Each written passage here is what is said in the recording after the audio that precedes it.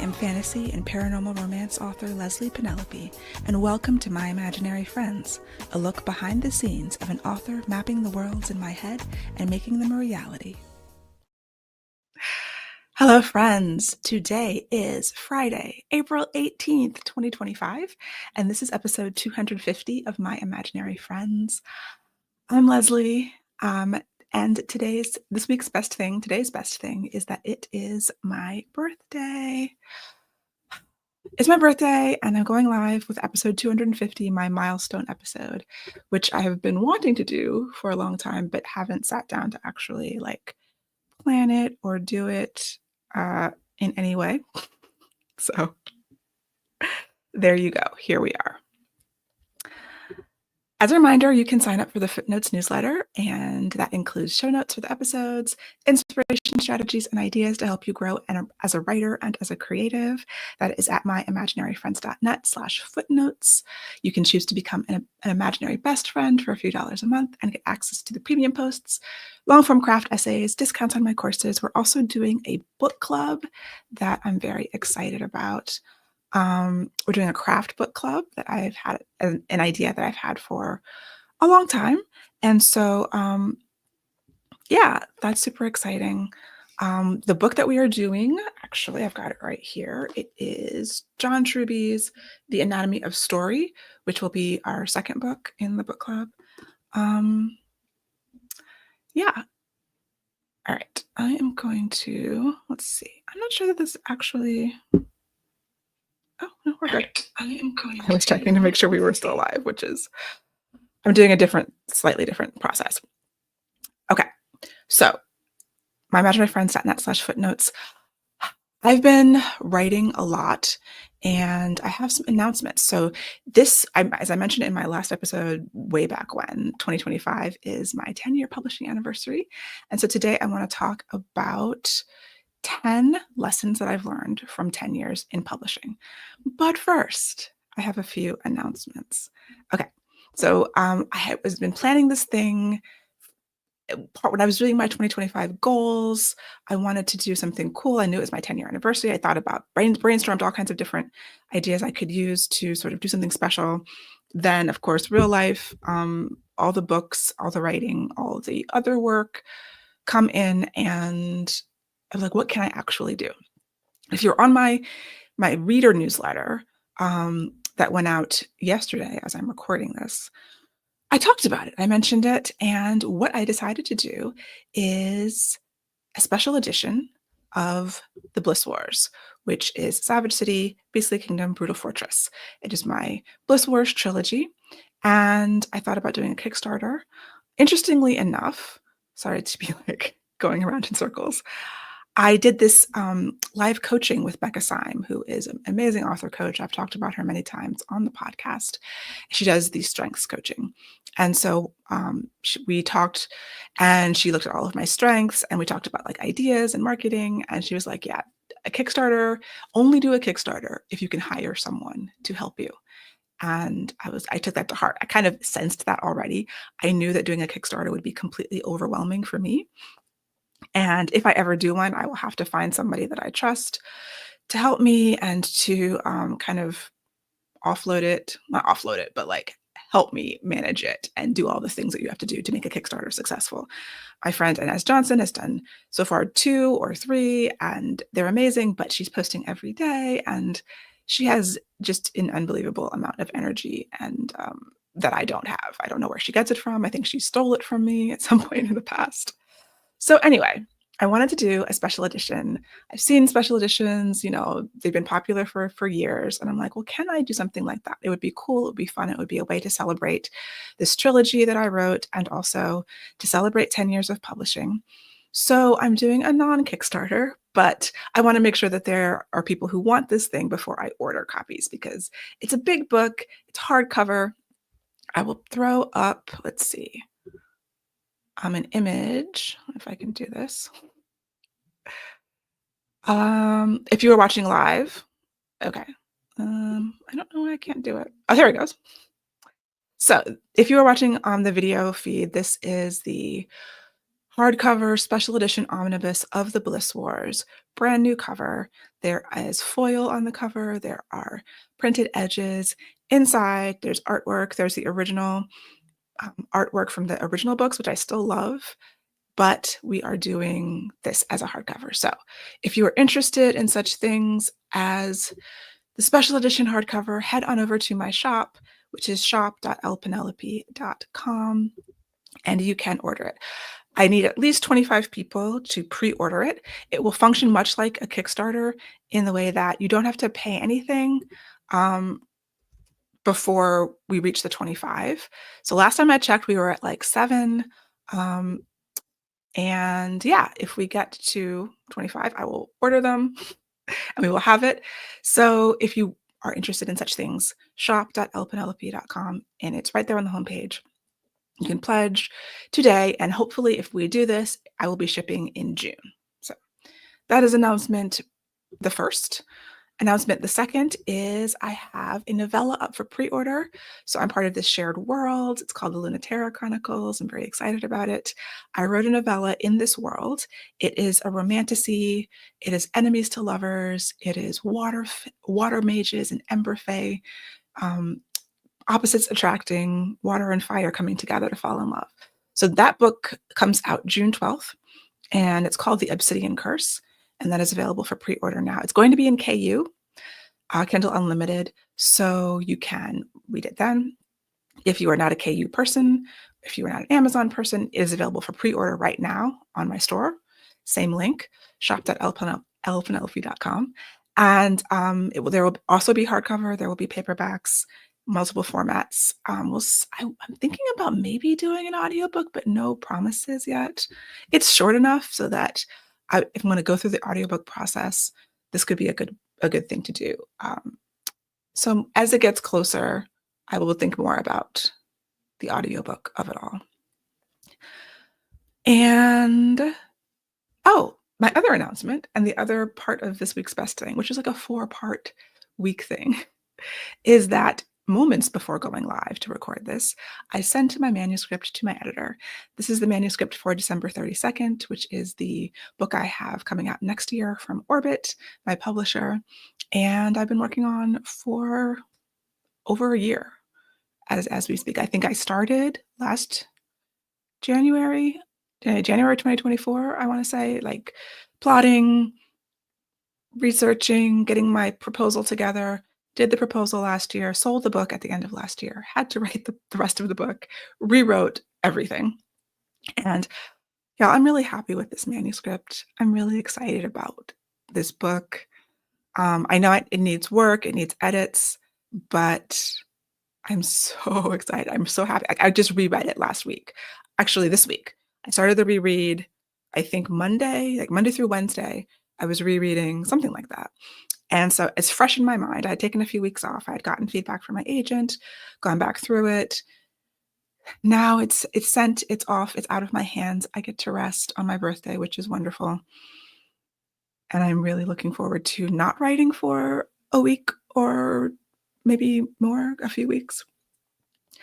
I am working on the next thing. I'm like in idea creation, brainstorming space for the next project, but I'm not like actively writing, and I'm just taking time to reflect and to rest and to like not be writing for the first time since I think I started this like in earnest, words on the page, like October of last year. So there's been almost no break as I wrote that book. I wrote the novella in between, and yeah, I'm ready to rest. And I get to. The thing about rest that my agent was like, oh, I was talking about like resting for a couple of weeks. He was like, well, maybe longer. And I'm like, inertia. Inertia is a thing. An object at rest stays at rest. An object in motion stays in motion. I function on inertia. So if I rest for too long, then I stay at rest. And that's why I rest for a limited period of time and then move into motion again. So yeah, I wanted to talk about this post I'll be posting on my Substack. It is 10 lessons from 10 years of publishing, looking back at what I've done to get here, finally sitting down and thinking through what did I learn? What have I learned? I've gone through some things. I have 15 books if you include novels and novellas. I think December 32nd is my 16th book from the last time I counted them. And that's kind of a lot of books. I mean, not for some, it's more than some and less than others, but for me, it feels like a lot. And yeah, so what have I learned throughout this career from self-publishing and traditional publishing and just being in this industry? Number one, be flexible. So flexibility is really important in anything, I think. Like I think about lifting weights, all of like any sort of athletic pursuit. Publishing changes a lot. There are many ways you can publish. Um, Indie, small press, big press, some combination. You can do serialization and audiobooks. Do like there's just the list goes on and on. And so I've had to be flexible, not just in the way that I publish, but in responding to what's being asked of me from editors and publishers and just the marketplace in general. And so, yeah, things are going to change. Um, Publishing is sort of like fashion, and there's going to be trends, and they're going to come and go. And if you want a long career, if you want to be here for decades, then it's not about hopping on every trend. I'm at the age where, not even at the age, I don't know that I was ever like a fashionable person, but I realized at some point in the past couple of years, like, oh, like big baggy jeans are back. Like this is what I was wearing in middle school.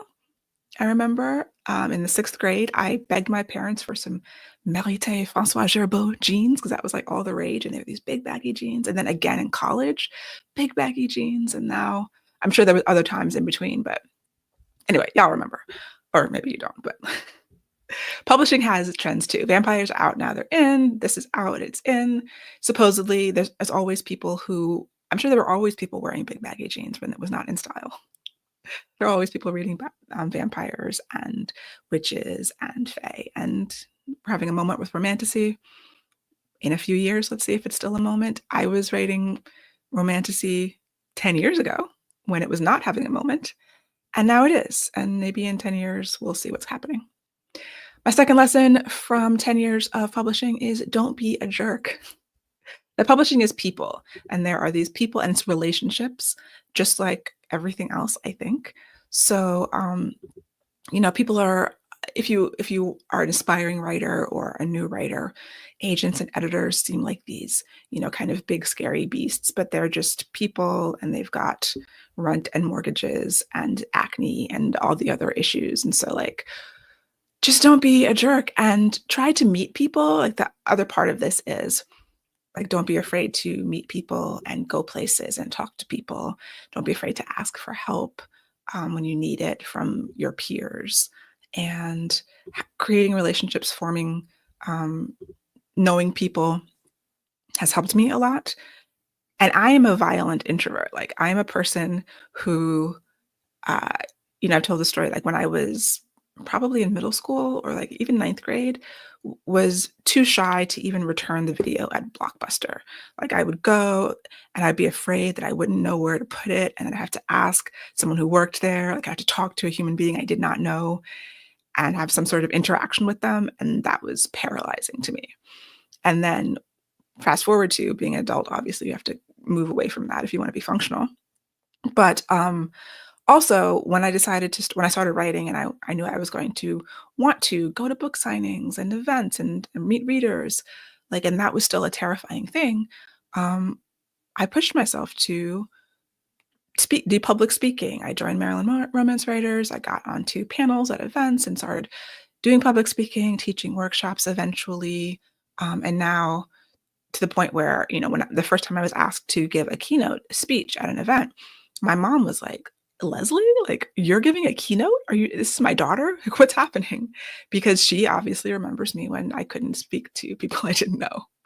And that was a process of learning and pushing myself and trying really hard to do things that were scary. So that is, don't be a jerk is also talk to people and meet people, even if it's scary, even if you're an introvert, which dovetails with my lesson number 3, which is find your people. And so you need a crew, you need a community. I talk about this a lot. Writing is so solitary. But one of the very early things I did before I started publishing was form a community. So 10 years ago, I published Song of Blood and Stone, but in 2011, I think I went to my first writer's workshop, like a week-long writer's workshop. And in 2013 and 2014, I did it again at a different workshop, starting to meet people, starting to meet other writers. And then from those workshops, from those events, kept in touch with people, created, we did NaNoWriMo together online with people that I'd met at these workshops, eventually created my mastermind, which is still running to this day, which I still find extremely valuable. Now my mastermind partners, we've created a retreat in person, which we're doing again this year. So I can give you countless examples of, oh, someone I met here or heard me speak here, then contacted me later to do a thing. And it ripples out. So over these 10 years, a lot of these relationships and people that I've met and communities that I've been a part of have been really important to opportunities that I've gotten and things that wouldn't have happened otherwise. So find your people, engage with them. It's really helpful, and it helps you not be alone in this thing. Fourth lesson from 10 years of publishing is prioritize your writing. For me, that means doing it first. That was the best advice I ever got. Do it first, write first, or as close to first as possible. So I started getting up earlier and before work, before I was tired, give my best energy of the day to the thing that I cared about, which was the writing. And that's how I finished my first novel. I was struggling to finish anything before I started listening to this advice, which was to do it first. I was a night owl, and I think like my chronotype, my kind of biological time is a night owl. But I don't write as efficiently at night. And then it's so easy not to. Like, if I'm just going to write after work, after, if you have kids, after the kids are asleep, after something. And then, of course, you're exhausted. So some people really do write well at night. And if that works, that's amazing. If it's not working, then maybe think about changing it because it's not working, right? Lesson number 5 is to be gentle with yourself. That's something that I'm struggling. Well, not struggling. I'm still working on, I'll say. Like, it's a constant thing. Be gentle with yourself. Be nicer to yourself. This is difficult work. Like, publishing is hard. It's not like, digging ditches or like laying railroad tracks or something that's physically demanding. But it is mentally demanding. And your brain is this true? Your brain is your biggest muscle? Did I make that up? Or is it an organ? What is your brain? I guess I don't know. Is it muscle as an organ? Your brain pulls a lot of physical and pulls energy from you. Like, after 4 hours of writing, I do feel like I've come from the gym. Also, there's just a lot of emotional things wrapped up in creativity and being an artist. We connect it with ourselves when we put work out there that we have spent months or years on and people don't like it. It hurts. It's like a visceral pain, like someone's punched you. These things are just part of the creative life. So as much as possible, take the opportunity to be gentle with yourself, to be kind to yourself, to separate what you do from who you are. And yeah, like I said, that's something that I'm still trying to do on a daily basis, but I'm working at it. Lesson number 6 is run your own race. And I might retitle this because everything seems like a kind of a cliche, but it is so true. We have to, whether it's stay in your lane, run your race, eyes on your own paper, the comparisonitis, the urge to compare ourselves to other people's paths, careers, success, money, everything is so there, so prevalent. There's so much jealousy in this industry. I think in every creative industry where you face rejection, where there's gatekeepers, and even if you're indie publishing, there's still like the readers can be the gatekeepers, like your level of success. It's so easy to look at someone else and be like, oh, well, maybe if I just did these 5 things that they did, I could achieve the success that they achieved. And maybe, but like, and I think for some people that might work, but like for more people, and I see that kind of talk about this and maybe aren't as in the spotlight. It's like, yeah, they tried this thing, but there's so many intangibles to why someone succeeds. Yes, there's hard work and talent, but a lot of it is luck and timing, especially timing. And you can't mimic that. You can Yeah, you really can't. So I think for me, as a person who believes in what I'm writing and working on, being creative means walking my own path and writing the books that only I can write and focusing on that. And I veer off all the time, and then I have to bring myself back. Like, this is what I do. This is what only I can do. These are my interests. These are my skills. This is my energy level. This is my, like, all of this stuff that goes into this pot of what your career is, what your creative life looks like. Number 7, resist FOMO, the fear of missing out, which is piggybacks on number 6. Because there's always a new thing. There are new platforms and publishers and retailers and strategies and ad platforms and social media platforms. And you cannot do it all. Like, none of us can. And we can make ourselves so miserable trying to and feeling guilty about not doing it. You know, like TikTok. Some days in the past, not anytime recently, I have felt guilty about like not being on TikTok in a real way. But I also know that something has to give. And it's okay if you juggle things. Like I talked in the past about, you have got these burners and they can't all be firing at once. So maybe like for a few months you focus on a TikTok burner and then you go back and say, hey, I haven't seen my family in a while. Like, what are my friends doing? I have no idea. And then you focus on that, and then other things fall by the wayside. But yeah, really it's about releasing the guilt that comes. I tend to feel guilty a lot with all the things that I'm not doing, that other people are doing, that I could be doing, or maybe I should be doing, or someone's telling me I should be doing, but I don't have time for it, and I don't have the energy for it, and I don't want to spend the money on it. And yes, I am currently reading, I think it's called Meditation for Mortals. It is Oliver Burkeman. He wrote 4,000 Hours, and yeah, Meditations for Mortals. Um, and it's kind of like you listen to a little bit. I'm listening to the audiobook, a chunk every day, like a chapter every day, which is how he's designed it. And his whole thing is stop feeling guilty about all the stuff you're not doing, because nobody can do it all and you can't. And what's the point of feeling guilty? Like, you're going to die one day. Just, chill out, which is me, my interpretation of his message. So pick the things that fit, pick the things you enjoy, and let the rest go. You'll never know, oh, maybe if I had just spent another week on TikTok, I could have blown up and been one of those TikTok phenomenons. Like, maybe, but probably not. Number 8, remember why you love writing. Because you do, right? If you're a writer. So for me, always coming back to why I loved writing. Why did I want to write is when I was a kid. Why did I start this in the first place? Why did it kind of become a thing about me? Like, Leslye, oh, she writes stories. Like, you should check them out. As a young person, like, I've been writing since I was 5 years old. And when it's hard, when the edits come back and you have to rewrite the book, or like 60 or 70% of the book, or sales aren't great, like all of these things come. It's like, why did I want to do this? If you connect with that person inside of you who fell in love with books, who wanted to be a part of creating them and putting them in the world and giving other people the feeling that you got when you wrote books, then connect with that. Have it help to ground you and push you through the difficult times. That is what has helped me in many instances. Number 9 is 6, 7, 8, 9. I'm counting in sign language, and then I briefly forgot what number 9 was. Trust your vision.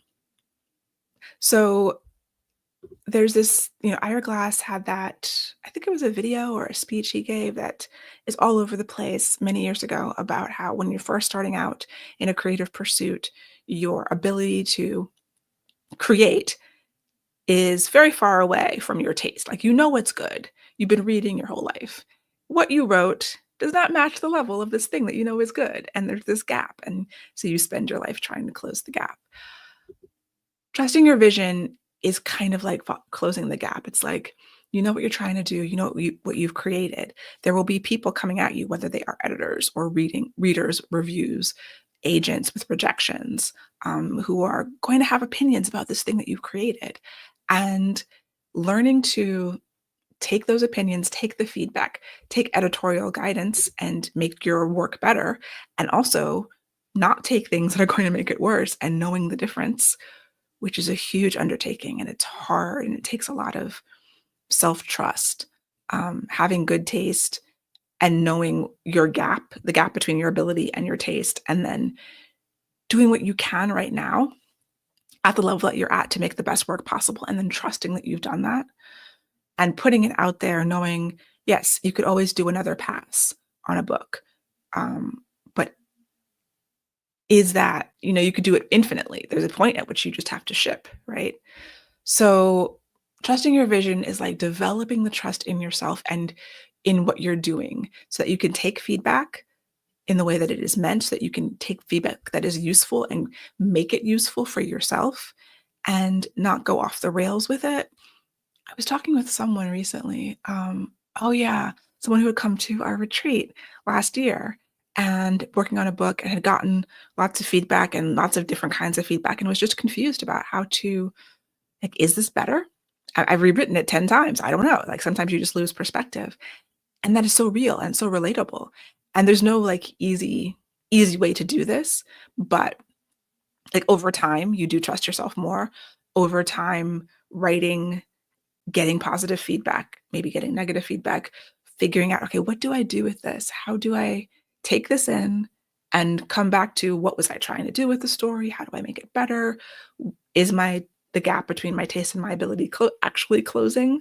It's hard, but it is a thing to strive for, and it is something that I'm working on too. What's up, JDig? And my 10th lesson from 10 years of publishing is to know your North Star. So know where you're going and why you're trying to get there. What does success look like for you? How do you know when you achieve it? And again, having that be part of the vision that you're trying to achieve, that helps you make all kinds of decisions. And that can help with number 9, knowing like what kind of career you want, what kind of legacy you want to leave, why you're doing this in the first place, can then help you say, okay, well, this is the story that I want to tell because I want to add it to my body of work, because it's important to me, because I'm writing, because I feel driven to. I feel like these books need to be in the world from my individual perspective. And so when this editor comes to me and says, hey, can you do this, this, and this? Maybe you should change this. You're like, I don't want to do that because that doesn't fit into not only the story I'm telling, but the overall vision that I have for my creative life, my career, all of that. So yeah, those are my 10 lessons.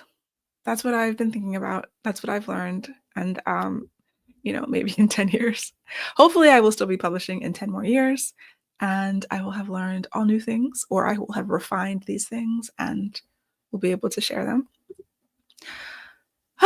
Okay.